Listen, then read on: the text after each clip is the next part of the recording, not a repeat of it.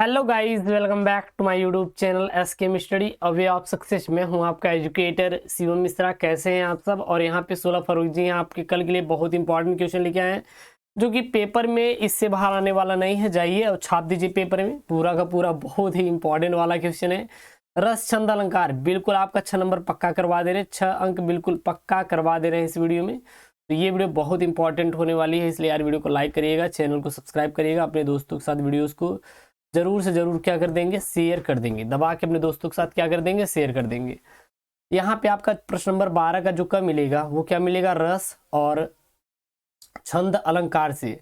जो क वाला रस रहेगा, ख वाला आपका अलंकार रहेगा, और ग वाला जो रहेगा वो आपका क्या रहेगा, सोरठा अथवा छंद के बारे में आपको लिखना रहेगा। तो यहाँ पे प्रश्न नंबर 12 का है, यहाँ पे करुण रस अथवा हास्य रस का अस्थाई भाव के साथ एक उदाहरण दीजिए। यानी कि करुण रस क्या है और हास्य रस क्या होता है, हम लोग दोनों के देखेंगे। ऐसा नहीं कि एक ही पढ़ लेंगे, एक में काम हो जाएगा, ऐसा नहीं। में भी अगर पेपर में आ गया तो कैसे करेंगे, तो इसलिए आपको मैं दोनों बताऊंगा, ठीक है ना। एक ही नहीं बताऊंगा, मैं दोनों करवाऊंगा। बहुत इंपॉर्टेंट ये क्वेश्चन, इसलिए पूरा पूरा इसको याद कर लीजिए, रट लीजिए भाई साहब। 6 नंबर बिल्कुल पक्का कर लीजिए रस छंद अलंकार वाला इस वीडियो में, ठीक है ना। बहुत इंपॉर्टेंट है, इससे बाहर आने वाला नहीं है।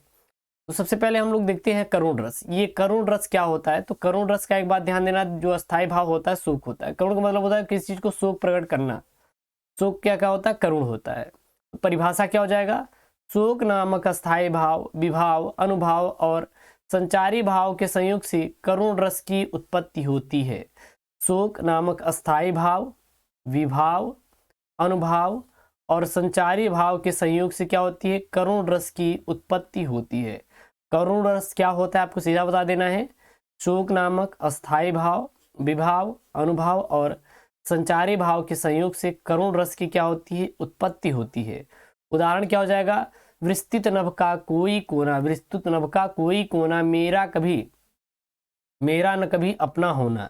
विस्तृत नभ का कोई कोना, कभी न मेरा कभी न अपना होना, परिचय अपना इतिहास यही उमड़ी, कल थी मिट आज चली, ठीक है ना।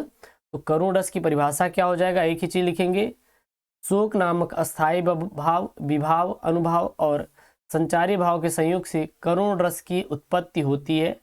उदाहरण क्या हो जाएगा, विस्तृत नभ का कोई कोना, मेरा न कभी अपना होना, परिचय इतना इतिहास यही उमड़ी थी, कल मिट आज चली, ठीक है ना। यही आपको क्या करना है, छाप देना है। यही क्या करना है, छाप देना है। उसके बाद यहाँ पे क्या है, हास्य रस है।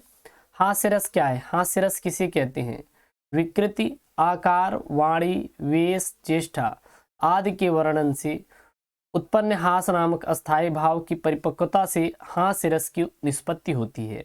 हास्य रस क्या होता है आपको सीधा बता देना है, विकृति, आकार, वाणी, वेश, चेष्टा आदि के वर्णन से उत्पन्न होने वाला हास नामक अस्थाई भाव की परिपक्वता से हास्य रस की क्या होती है, निष्पत्ति होती है। उदाहरण क्या हो जाएगा, बतरस, बतरस लालच लाल की मुरली धरी लुकाए, बतरस लालच लाल की मुरली धरी लुकाए, सौह करे भवहन हसे, सौह करे भवहन हसे, देन कहे नट जाए, देन कहे नट जाए। ये क्या है, तो ये आपका हास्य रस है, ठीक है ना। तो यहाँ पे दोनों रस हो गए, कौन कौन से, करुण रस और हास्य रस हो गया।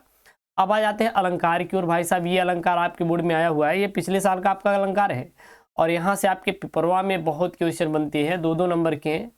इस वीडियो को पूरा देखेंगे तो 2 नंबर आराम से आपका पक जाएगा। इस वीडियो में आपको 2 नंबर पकने वाला है, ठीक है ना। तो यहाँ पे उपमा अलंकार और रूपक अलंकार का लक्षण और उदाहरण आपको देना है, कि रूपक अलंकार और उपमा अलंकार क्या होता है, इनका लक्षण और उदाहरण देना है।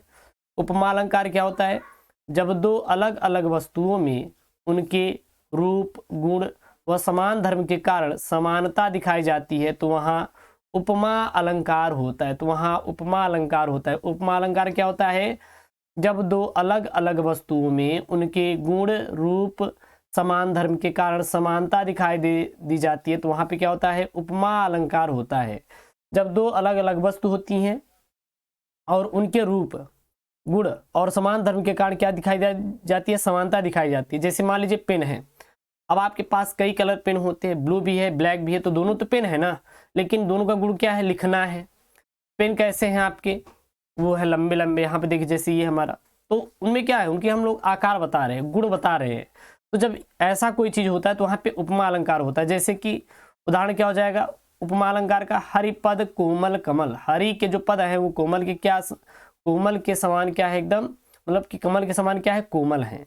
हरिपद कोमल कमल, यानी कि जो हरि के पद है वो कमल के समान क्या है, कोमल है। तो इसका क्या हो जाएगा, आपका उदाहरण हो जाएगा। क्या हो जाएगा, उदाहरण हो जाएगा, याद रखना, ठीक है ना। इसको क्या कर देंगे हम लोग, इसका उदाहरण कर देंगे। अगला यहाँ पे रूपक अलंकार। रूपक अलंकार क्या होता है, रूपक अलंकार किसे कहते हैं, जहां उपमेय और उपमान में कोई अंतर न दिखाई दे वहां रूपक अलंकार होता है। जहां उपमेय में, जहां पर उपमेय और उपमान में कोई अंतर न दिखाई दे वहां क्या होता है, रूपक अलंकार होता है। अर्थात जहां पर उपमेय और उपमान के बीच के भेद को समाप्त करके उसे एक कर दिया जाता है वहां रूपक अलंकार होता है। वहां पे कौन सा अलंकार होता है, रूपक अलंकार होता है। तो रूपक अलंकार क्या होता है, याद रखना, जहां उपमेय और उपमान में कोई अंतर न दिखाई दे वहां रूपक अलंकार होता है। अर्थात जहां पर उपमेय और उपमान के बीच भेद को समाप्त करके उसे एक कर दिया जाता है वहां रूपक अलंकार कहते हैं। उदाहरण क्या हो जाएगा, चरण कमल बंदव हरिराई। चरण कमल बंदव हरिराई, यहाँ चरण जो है उपमेय है तथा कमल उपमान में अभेद समानता के कारण क्या है, रूपक अलंकार है। यहाँ पे क्या है, रूपक अलंकार है। नोट कर लीजिए, एकदम नोट करने वाला पॉइंट है यहाँ पे। अगला हम लोग देखेंगे, अगला क्या देखने वाले हैं, सोरठा छंद और कुंडलनिया। ये तो एकदम फिक्स है कि सोरठा आएगा या फिर आपका कुंडलनिया आएगा। तो सोरठा छंद कुंडलनिया क्या होता है, नोट कर लीजिए इसको। सोरठा छंद क्या होता है, यह अर्ध सम्मात्रिक छंद होता है। यह अर्ध सम्मात्रिक छंद होता है, हमारे साथ याद कीजिए, यह अर्ध सम्मात्रिक छंद है। इसके प्रथम व तृतीय चरण में 11-11 मात्राएं और द्वितीय तथा चतुर्थ चरण में 13-13 मात्राएं होती हैं। कितनी मात्राएं होती हैं, 13-13 मात्राएं होती हैं। यह दोहे का क्या होता है, उल्टा छंद है। दोहे का क्या होता है, उल्टा छंद होता है। जैसे कि जो सुमिरत सिद्धि होई गगन नायक कविवर बदन करहूं अनुग्रह सोई। ठीक है ना। यहाँ पे एक सेकंड, यहाँ पे है जो सुमिरत सिद्धि होई, जो सुमिरत सिद्धि होई। देखिए प्रथम और तीसरे चरण में जो सुमिरत सिद्धि होई गगन नायक करिबर बदन करहूं अनुग्रह सोई बुद्धिराज शुभ गुण सदन। अब देखिएगा ये प्रथम चरण है और ये तीसरा चरण है। तो प्रथम और तीसरे चरण में कितनी कितनी मात्राएं हैं, 11-11 मात्राएं हैं। और यहाँ देखिए एक लघु है, दीर्घ लघु दीर्घ दीर्घ लघु लघु दीर्घ, तो इस प्रकार चलता है। और यहाँ पे तीसरे और चौथे में देखेंगे तो कितनी कितनी मात्राएं हैं, 13-13 मात्राएं हैं। कितनी कितनी मात्राएं हैं, 13-13 मात्राएं हैं। तो सोरठा छंद का लक्षण क्या लिखेंगे, यह अर्ध सम्मात्रिक छंद है।